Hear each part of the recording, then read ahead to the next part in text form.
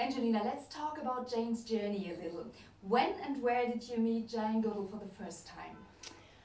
I became aware of her when I was very, very little, and I had all the National Geographics, and then when I was older I read her books.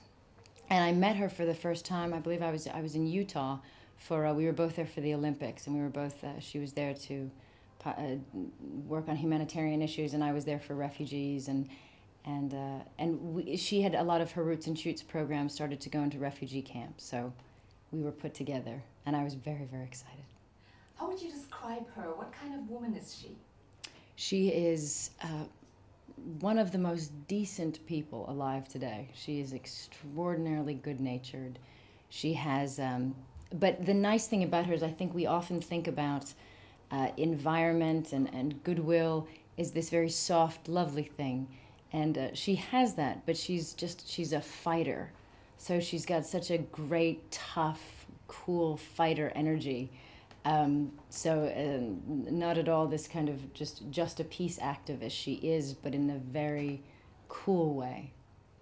What was your first reaction when you've been asked to be part of Jane's journey? I was flattered. I was really flattered. I would do just about anything for Jane. I think the world of her. So I was jumping at the chance. And then I met everybody involved in production. I started to learn about them and the crew and the director, and I found them such good people.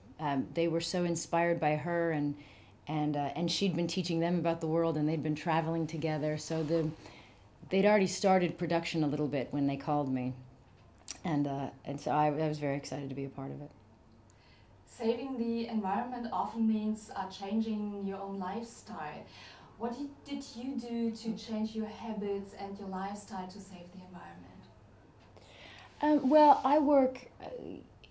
We have one of the things we do is we have a program in Cambodia, and we've for about 5 years now, we've put the funds in to protect a large area of the Cardamom Mountains and all the animals inside and the people who benefit from the land. So that's been kind of our big focus, and I've learned a lot about the environment through that. I learned a lot about even if somebody wants to come in to take some gems out, or to build a dam, or to build a road to get a little bit of timber, even the tiniest thing, how destructive it can be, and how destructive it is not just for the animals, but for the neighboring village, for the future of the area, for the future of the country. And so I learned about it kind of on a bigger scale, what it means for the societies. When you were a little girl, did you ever dream of becoming an explorer and live in the jungle like Jane did? Oh, sure. I think every little girl wanted to be Jane Goodall. So, yeah, when I was little, I wanted to be Jane Goodall. And I still want to be Jane Goodall.